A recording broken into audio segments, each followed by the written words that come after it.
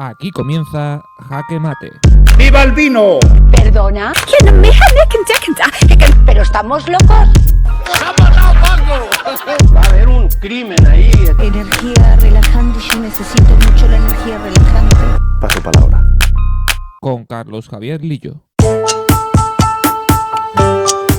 Bueno, pues buenas tardes y bienvenidos a Jaque Mate. Esta tarde tenemos con nosotros a Albert Blaya, que para el que no lo conozca es redactor del medio Relevo y tiene un interesantísimo hilo de Twitter, La Lupa, que a mí me encanta, donde ejerce, pues bueno, y desarrolla su especialización, ¿no? Es analista de fútbol y bueno, analiza un poco los porqués de cada partido en el ámbito internacional y nacional, pero sobre todo en el Barcelona. ¿Qué tal, Albert?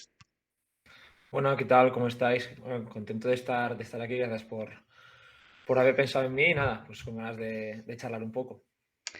Bueno, también agradecerte el hecho que estés aquí. Estás también aquí con nosotros Antonio de la Lama, compañero mío, ¿qué tal? Hola, ¿qué tal? Bueno, pues yo creo que la primera pregunta, yo como culé, es la que te tengo que hacer reglamentariamente después del clásico del domingo. Y bueno, ¿qué te parece la dinámica del Barcelona y si te parece el resultado justo? Bueno, la dinámica del Barça al final es la de un equipo muy regular que a pesar de que llevaba yo creo que pasando un bache a nivel de juego en las últimas jornadas, iba sacando los resultados con resultados muy apretados. En algunos casos yo creo que al final el Barça mereció menos en algunos de esos partidos, pero a lo largo de la temporada en la Liga siempre se premia esa regularidad y esa capacidad de ser competitivo a pesar de no merecer los resultados. Yo creo que sí, en el Clásico el Barça para mí fue superior al Real Madrid y creo que el equipo de Xavi mereció esos 3 puntos pese a lo ajustado de la resolución final, ¿no? Con el gol de Kessie en el último suspiro y también tras ese gol anulado a Asensio que hubiese pues, puesto patas arriba un poco el partido. Para ti, desde tu punto de vista, la liga está sentenciada porque se habla mucho de que la liga ya ha terminado. Yo creo que, no sé si sentenciada, porque al final pueden pasar muchas cosas, ¿no? A pesar de que quedan no tantos puntos, pero yo creo que el Barça lo tiene muy encarrilado, la verdad. O sea, yo creo que es algo una debacle inesperada por parte de todos del Barça, además recuperando efectivos, el conjunto de Xavi va a ser el campeón porque son 4 partidos de diferencia y la regularidad que ha mostrado el equipo anima a pensar que va a ser complicado que se les escape. ¿En qué ha mejorado Xavi? ¿Qué te gusta y te disgusta del equipo de Xavi? ¿Cuál ha sido ese tránsito? Bueno, yo creo que sobre todo es un equipo que ha ido reconociendo lo que no funcionaba, ¿no? Xavi ha ido probando distintas cosas, al final cambiando de sistema, probando con distintos roles en los futbolistas, creo que se ha encontrado mayor equilibrio, sobre todo en las piezas de dentro, estamos viendo la mejor versión de Frenkie de Jong, que eso es algo que se le exigía y pedía a Xavi, porque los entrenadores que habían estado no lo habían logrado todavía, a pesar de haber visto buenas versiones, creo que es un entrenador también que ha sabido encontrar ese punto de hambre en el vestuario, que eso al final también es mérito del que está en el banquillo, ¿no? Que el equipo sea competitivo y que nazca un poco esa voluntad de ganar los partidos, que es algo que al final a lo largo del tiempo hemos visto que era una carencia del equipo. Y es verdad que yo todavía veo falta, ¿no? Faltas en algún tipo de fase del juego, alguna carencia que todavía no se ha resuelto. Es un equipo a veces demasiado rígido, con pocas soluciones cuando se enfrenta a algunos planteamientos y muy dependiente de algunos futbolistas como Pedri. Pero bueno, al final yo creo que eso es corregible con el tiempo y tampoco olvidar que es un entrenador muy joven y que eso al final para mí es lo más relevante, que todavía está en proceso de formación como entrenador. Antonio. Sí, precisamente, quizá bueno, el momento más hablado de ese partido fue el no gol del Madrid y luego el del Barça, ese fuera de juego que se pita a través del VAR. Se ha criticado mucho. ¿Tú crees que realmente el VAR, tal como está ahora mismo en España, es poco preciso? ¿Realmente es un problema la manera en la que se está ejecutando? Yo creo que el problema del VAR básicamente es que muchas veces es el uso que se le da. Pero al final el VAR para mí es positivo porque ayuda a que evidentemente pues muchas irregularidades en lo que es el juego, ¿no? Como fueras de juego sobre todo, luego también posibles penaltis que no se han visto sean sancionados, pero es evidente que a veces hay esa disparidad de criterios. Para mí en lo que acontece la jugada no hay mucho más, creo que al final se tira el fuera de juego y se aprecia que es, pero sí que en otras jugadas de otros partidos, en general en la liga, pues bueno, se ven que no se sabe cuándo el VAR tiene que entrar o no, muchas veces incluso con el tema de las manos, sobre todo yo creo que tendría que haber un poco más de unificación de criterios, porque ahí a veces el árbitro va a mirar, a veces no. Yo creo que eso incluso los propios jugadores lo han dicho, pero ya digo, creo que al final es un poco la aplicación que se hace de la herramienta, pero a mí la herramienta sí que me gusta. Y respecto al sistema de Xavi, bueno, ¿cuál crees tú que el jugador? Mencionabas antes a Pedri, no sé si sería él. ¿Cuál es para ti el más importante en el Barça? Ese jugador, digamos, que si no está el sistema se resiente más. Sí, para mí es Pedri, porque yo creo que lo hemos visto todos, ya no solo este año, el pasado también, cuando el Canario estaba ahí, cuando no, la diferencia que había a nivel de juego, competitivo. Es un futbolista reemplazable, pero también porque es el jugador que creo que permite dominar más contextos y escenarios, ¿no? En un partido, sobre todo que le plantean al Barça cuando el rival se cierra más, al equipo de Xavi le cuesta, cuando le vienen a presionar, te falta ese jugador con esa capacidad para encontrar espacios y poder batir líneas. Y yo creo que para mí es el futbolista más importante porque al final además estaba mostrando esa capacidad goleadora, llegando al último tercio de los últimos partidos, es un enorme último pasador y todo eso yo creo que en solo un jugador es complicado de tener ahí un reemplazo y por lo tanto cuando no está se nota mucho. ¿Y a quién ficharías? Porque estáis hablando de esa dependencia que tiene en muchos momentos de Pedri el Barcelona. ¿A quién ficharías de ese perfil? Bueno, a mí me gusta Gundogan por la experiencia que tiene, al final porque podría llegar libre al Barça, porque acaba contrato, entonces todos esos alicientes hacen que sea un jugador muy interesante. Luego hay nombres que se relacionaron el año pasado como Moleiro, que creo que está haciendo una gran temporada en la segunda división y es un perfil distinto al de Pedri porque es más extremo, pero es un jugador que creo que tiene la capacidad y el potencial para jugar por dentro. Luego ya si nos vamos a nombres más importantes, pues bueno, está el nombre de Gabriel Veiga, que es un jugador espectacular en el Celta, que seguro que muchos equipos lo van a querer fichar.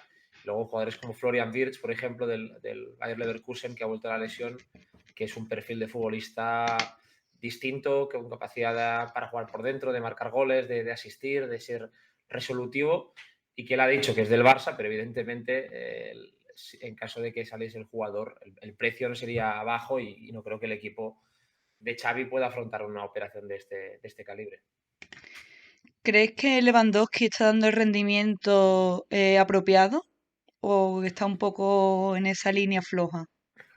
No, yo creo que al final después del Mundial, tuvo partidos bastante flojos, pero a mí el partido ante el Real Madrid me gustó, creo que estuvo bastante bien fuera del área, en un escenario difícil, porque tanto Militao como Rudiger son jugadores que van muy bien en el duelo directo, agresivos, y creo que Lewandowski lo sacó bien de zona, tuvo 2 ocasiones muy buenas, 3, si contamos esa tijera que tuvo en el área, sobre todo esos disparos de fuera del área que se generó con ese giro.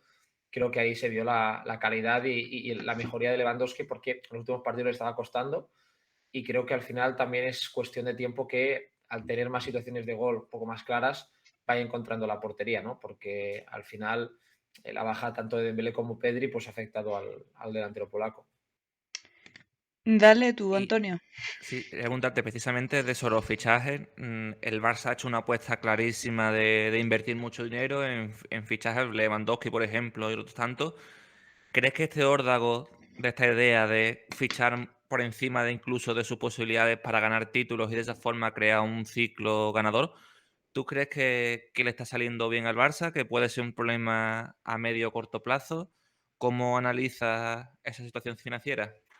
Bueno, al final yo creo que la otra opción era evidentemente una devaluación de la plantilla y estamos viendo que el Camp Nou este año está presentando los mejores números de afluencia que yo recuerdo, ¿no? Que incluso en épocas muy ganadoras de Luis Enrique con Guardiola, el Camp Nou no tenía esa media, ¿no? El otro día se batió el récord de recaptación de dinero con más de 8 millones en el Clásico y evidentemente es una inversión que tiene que hacer el Barça porque yo creo que la única forma de volver a ser un equipo solvente económicamente es ser un equipo ganador, es generar una cultura ganadora, volver a tocar metal, porque el Barça está en una dinámica de pelear por entrar en Europa, en Champions, dependiendo de jugadores jóvenes que al final para intentar atarlos les tienes que prometer un proyecto en el que ellos puedan ser también ganadores y puedan crecer con futbolistas, y creo que era el paso que se debía dar. Este año veremos cómo termina, pero el Barça en la Liga lo tiene bien y veremos Copa, pero yo sí se va el equipo con ese doblete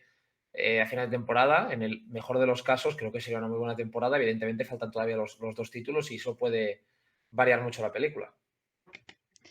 ¿Qué te parece la renovación de Sergi Roberto y de Busquets y el papel de Pablo Torre? Porque es un jugador que yo, por ejemplo, lo echo de menos. ¿Crees que tiene hueco en el Barcelona?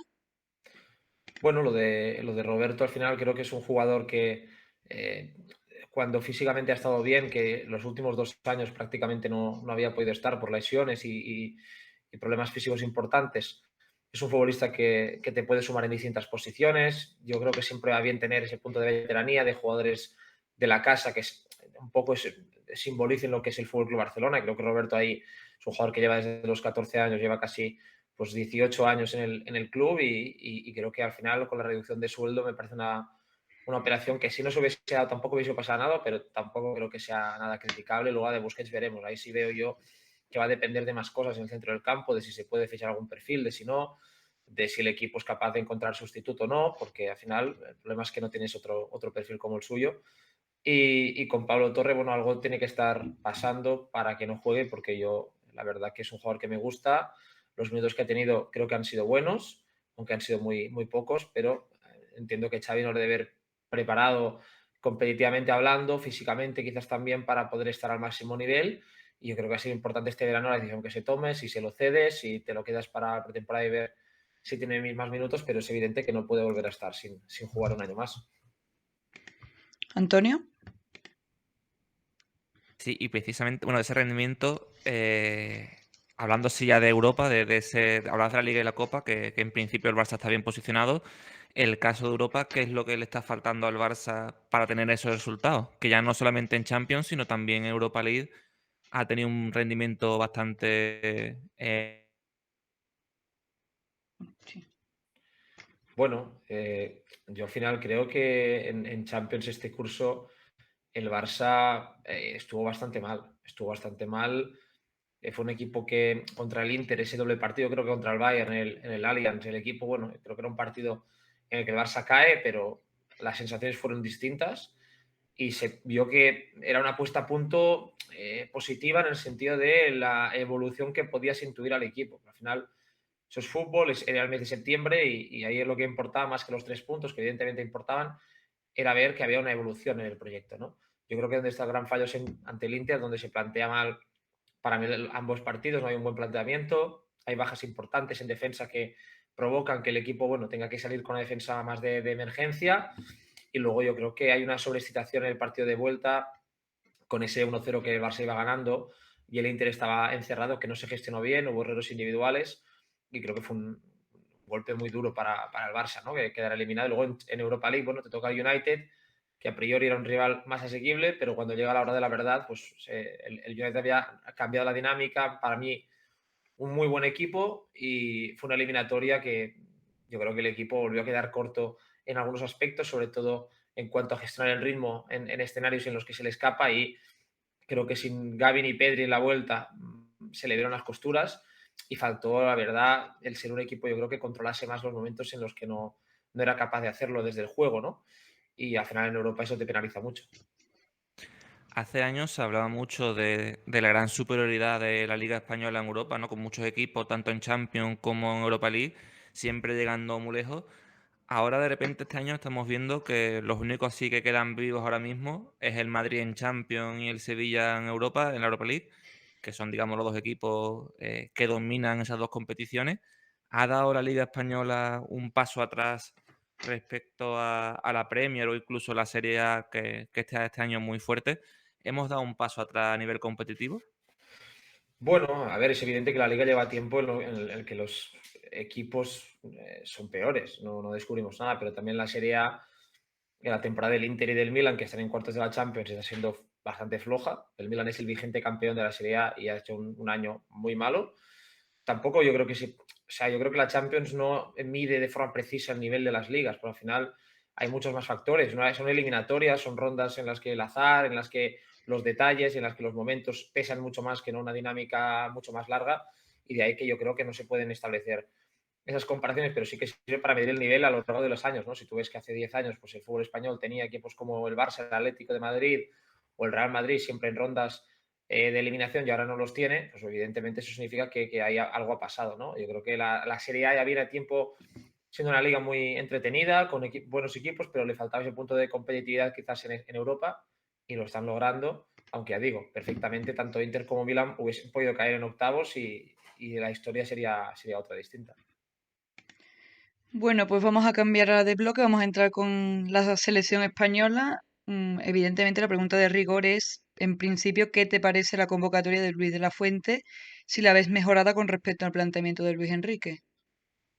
Bueno, yo creo que eso va a depender de lo que veamos, ¿no? Con el plan que tenga el seleccionador, porque sobre papel mojado es complicado sacar esas conclusiones. Al final, cada entrenador tiene su forma de entender el fútbol, yo creo que obsesiones, y Luis de la Fuente, pues bueno, es evidente que se ha llevado jugadores de confianza, como puede ser un Ceballos, que no está siendo ahora mismo pues importante en el Real Madrid, como Luis Enrique se llevaba jugadores que tampoco eran en sus clubes, pero que él confiaba para la selección, y a partir de ahí es evidente que es distinta, ¿no? Hay otros perfiles que con Luis Enrique no iban, así que bueno, yo estoy un poco a la expectativa de ver qué plantea el seleccionador en esta ventana de parón de clubes. Antonio. No sé si a nivel táctico podemos esperar una selección diferente con De La Fuente a lo que hemos visto en los últimos años con Luis Enrique. Sí, seguro. Yo creo que es un entrenador que con la sub-21, pues bueno, iba alternando con el 4-2-3-1, el 4-3-3, y un equipo que al final también practica un juego o intenta tener un juego de posición, ¿no? Con roles bastante marcados, pero a lo mejor da un pelín más de libertad a ese jugador interior, porque en el 4-2-3-1 tiene ese media punta que con Luis Enrique no veíamos, que ahí era distinto. Y ya te digo, al final miras los perfiles que he llevado y es evidente que son distintos, por lo tanto yo sí espero ahí un pequeño giro, aunque tampoco creo que se cambie la naturaleza de lo que es el fútbol español, que al final es el que es. Se ha hablado mucho que, bueno, solamente del Mundial pasado se llevan únicamente a 11 jugadores y que apuesta un poco por la meritocracia. ¿Crees que esto también es un cambio importante dentro de la selección? Bueno, yo es que no creo mucho en la meritocracia en ese sentido, porque al final no tienes que llevar a los 11 mejores de la selección, o sea, de España, ¿no? Del fútbol español, sino tienes que llevar a los 11 jugadores que mejor encajen en lo que tú quieres hacer, ¿no? Evidentemente, si Ujú. tienes un superclase, jugador ultra determinante que no encaja, te lo vas a llevar, pero no creo que fuese el caso con Luis Enrique, no creo que se dejase fuera a jugadores tan determinantes que hubiesen cambiado el destino de la selección española. Al final era cuestión más de perfiles, de detectar otras necesidades, pero yo creo que al final De La Fuente, pues evidentemente va a tener que probar qué jugadores le convencen y cuáles no, qué quiere, y a partir de ahí elegir a los que mejor le convengan para lo que él quiere hacer en la selección. Antonio.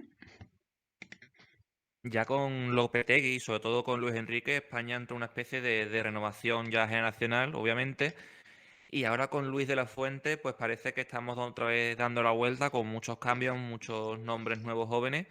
No sé si la selección empieza a caer en una suerte de renovación infinita que parece que estamos, como siempre, probando nombres nuevos sin llegar a crear una selección, digamos, fija. Bueno, yo creo que los nombres nuevos tienen que ir emergiendo. Esa generación del 95, 96, ¿no? Los Ceballos, Oyarzábal, todos esos jugadores que fueron tan importantes, ¿no? Con De La Fuente, que quizás no han terminado de ser esos nombres importantes de la selección. Ahí hay ese eslabón perdido. Pero yo creo que los generación, sobre todo 2000, 2001, la que viene con los del Barça, sobre todo, que son jugadores importantes, pero también, evidentemente, yo creo que ahí podemos sumar a otros nombres que ya están siendo importantes. Gabri Veiga no ha ido, pero yo tengo ganas de verlo. Creo que también Jeremy Pino ya empieza a ser un jugador que, a pesar de ir con la sub-21 en la última, que entró por la lesión, también yo creo que va a ser un nombre recurrente. Entonces yo creo que vamos a ir viendo poco a poco, pero es verdad que al final el proceso se ha alargado más de lo que uno podía pensar, porque ha habido una generación de esos jugadores que no ha llegado a lo que se pensaba que podían llegar en su momento a la selección. Con respecto a este relevo generacional que se ha producido en la selección, ¿es pertinente llevar a cabo debates como Sergio Ramos sí, Sergio Ramos no? Bueno, creo que al final son debates que existen siempre porque están en la arena pública. Yo entiendo que al final pues, Ramos es una de las figuras más importantes de la historia de la selección y que ese debate exista, ¿no? Como el seleccionador también tiene evidentemente toda total libertad de elegir al jugador que crea. Yo, como tampoco sé lo que ha pasado, no puedo aportar mucho, pero yo lo entiendo, pues este año Ramos sí que estaba jugando mejor, pero al final creo que va más allá, ¿no? De decir, bueno, quiero nuevos líderes, quiero nuevos perfiles en la selección y un jugador como Ramos con su influencia, pues no te permite al final tener ese nuevos liderazgos en el vestuario. ¿Qué te parece que haya incluido ahora, sustituyendo a Gerard Moreno, a Borja Iglesias? ¿Te gusta más su perfil que el de Morata, por ejemplo? Bueno, creo que son jugadores parecidos, ¿no? Al final son delanteros fuertes, con movilidad, con capacidad para jugar fuera del área. Morata es una figura muy importante de la selección. Yo creo que su nivel está ahí, con la roja, está probado. Y Borja siempre ha sido un futbolista que ha entrado en sus momentos de mejor juego, pero nunca ha terminado de consolidarse. Yo creo que si Morata está bien con la selección, al final por el peso que tiene específico va a ser más importante, pero a mí Borja sí me parece un jugador interesante y distinto a lo que es, por ejemplo, un perfil como Joselu. ¿Y la ausencia de Canales, qué te parece? ¿Podría ser Canales ese sustituto de Pedri, esa otra alternativa? ¿O te parece que son perfiles distintos? Bueno, es verdad que Canales yo creo que es un jugador que este año a mí particularmente no me ha gustado tanto como en años anteriores, a pesar de que está jugando bien, pero digo, el nivel de Canales creo que teniendo en cuenta el rendimiento o el tipo de futbolista que es, para mí no ha sido el de otras temporadas. A mí me hubiese gustado verlo porque es un jugador que me gusta mucho, pero también entiendo que al final priorice otros perfiles, ¿no? en esa posición, pero desde luego que Canales, si está al 100%, es un jugador muy importante en su equipo y yo creo que es susceptible de ser convocado, pero imagino que a lo mejor De La Fuente está buscando otro tipo de perfiles en el centro del campo que no se parecen al de Canales. ¿Antonio? Y ya para terminar, si hablando de la selección, ahora mismo viendo esta lista y esos posibles nombres que comentaba antes, ¿no? Que pueden entrar o que no. Para ti, ¿cuál es la línea entre defensa, centro del campo y ataque? ¿Cuál es la línea que tiene que mejorar más España? Bueno, para mí, al final creo que la defensa, ¿no? Porque es donde más ha habido cambios, y menos certezas hay. Yo creo que ahí es donde tienes el gran salto. En la delantera, al final, creo que hay nombres importantes que se han quedado fuera, que si recuperan el nivel pueden entrar también. Creo que hay jugadores de nivel. Es verdad que a lo mejor te falta ese perfil extremo más encarador que puede suponer Nico Williams. Y para el centro, la defensa, perdón, pues donde ha habido más cambios con respecto a Luis Enrique y donde pues yo creo que más dudas puede haber en general, ¿no? En lo lateral, sobre todo en lateral derecho, en la pareja de centrales, está Laporte, que el City ha perdido un poco de protagonismo, pese a que es un gran central, y ahí el acompañante es donde yo creo que más puede bailar el nombre. Bueno, pues vamos a cambiar hacia el último bloque. Vamos a hablar de periodismo deportivo y la primera pregunta de rigor es ¿qué opinión te merece el periodismo deportivo entendido ya como algo diferente a estar en una redacción, al uso y demás? El uso, por ejemplo, de Twitter, por ejemplo. Bueno, pues al final son herramientas, ¿no? Que te permiten tener, yo creo que más capacidad comunicativa, de abrir nuevos horizontes, de poder expresarte y tener una voz propia, que eso yo creo que en una redacción es más complicado porque al final llegas sin que nadie te conozca, pero si tú ya tienes tus canales y tus redes, ¿no? Para poder generar tu contenido, para poder pues, ir creándote un poco lo que a ti te gusta, cómo te gusta comunicar, cómo te gusta hacerlo, creo que eso es un salto, evidentemente. Y Antonio. precisamente en la situación que estamos, bueno, en Twitter, ¿no? Que tiene esos hilos que haces de análisis profundos de partido, tal y como está esa situación de muchos aficionados, de una era, digamos, del Twitter de trinchera, ¿no? De que está todo el mundo muy en defender lo suyo y criticar de enfrente. No sé si eso también es una dificultad a la hora de hacer estos análisis de que incluso de que tú digas, bueno, es que para qué hago esto si cada uno se lo lleva a su terreno. Pues No, sí. porque al final es evidente que cada uno pues sacará sus conclusiones, pero yo en general no me puedo quejar del tipo de gente que me sigue, ¿no? Es decir, bueno, normalmente pues con los hilos, evidentemente hay gente que te debate, a veces hay gente que falta el respeto, como en todos sitios, pero en general, si no, tampoco lo haría, ¿no? Porque al final hacerlo para que te genere solo malas sensaciones tampoco es el plan. Y yo creo que, sobre todo, es también un trabajo tuyo, ¿no? De intentar generar un ambiente sano en tus comunidades, de intentar cortar los patrones que veas que no gustan, de ser respetuoso, porque si no, si tú generas un contenido que no es respetuoso, que tampoco lo eres demasiado, pues no puedes esperar que la gente que te consume, que te lea, que te vea, lo sea. O sea, al final yo creo que eso es un poco la clave, pero evidentemente siempre habrá gente que te podrá insultar o podrá tomarse mal las cosas, pero bueno, tampoco tienes que hacerle mucho caso, porque al final Twitter, quien está detrás de la pantalla, tampoco sabes quién es, ni a mí tampoco me importa pues, si alguien te insulta sin ningún argumento, así que por eso esa es mi visión. ¿Y cuál es tu rutina de trabajo? Porque yo me meto en Twitter y los hilos tuyos salen a los 5 o 10 minutos de haber terminado el partido. ¿Cuál es tu rutina? ¿Cómo construyes esos hilos? ¿Cuál es la dinámica? A ver, los hilos de los partidos normalmente los publico sí a la mañana siguiente porque, o sea, normalmente sobre el mediodía o así, si juega el Barça, por ejemplo, el domingo contra el Real Madrid, pues sobre las 2 o así, la 1 de la mañana siguiente lo publico. Por la mañana pues me levanto temprano, veo de nuevo el partido repetido, voy tomando notas, ¿no? Voy haciendo, pues voy sacando capturas, cortes de vídeo y luego una vez lo tengo, los edito todos y empiezo a pensar por la estructura del hilo, ¿no? Porque al final depende un poco de cada partido, lo puedes estructurar por temas, en orden cronológico, con nombres propios, depende del escenario y luego lo vas publicando. Al final ya como llevas tantos, bueno, pues ya tienes más mecanizado todo, pero sí que es verdad que cada partido al final te plantea distintas preguntas y por lo tanto la forma de trabajar siempre puede variar un poco. Ujú. También, aunque trabajas sobre todo con el Barça, también trabajas con ligas extranjeras. ¿Qué diferencia hay en el trabajo a la hora de tratar los temas a nivel de fuentes, a nivel de profundidad, entre hablar de un equipo, digamos, tan cercano como el Barça a otras ligas extranjeras en Alemania, Inglaterra o en donde sea?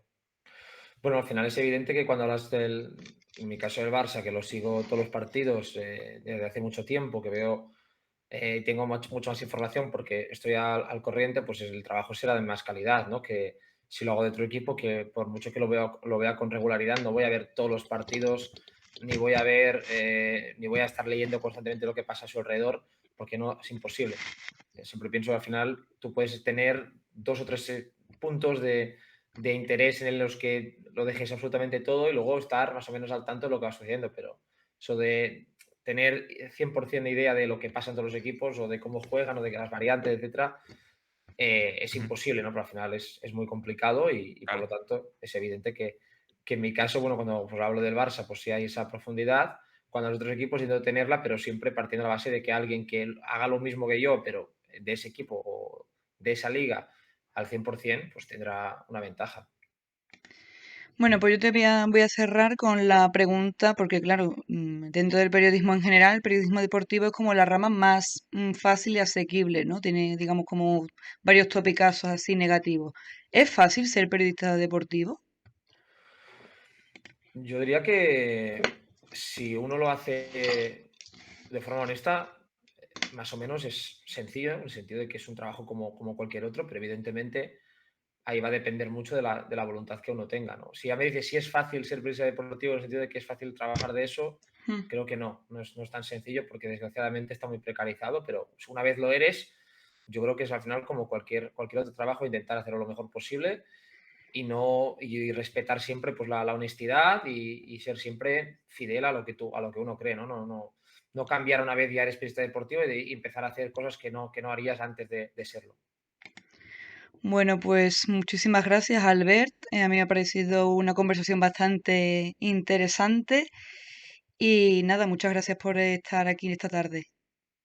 Nada, gracias a vosotros por la invitación.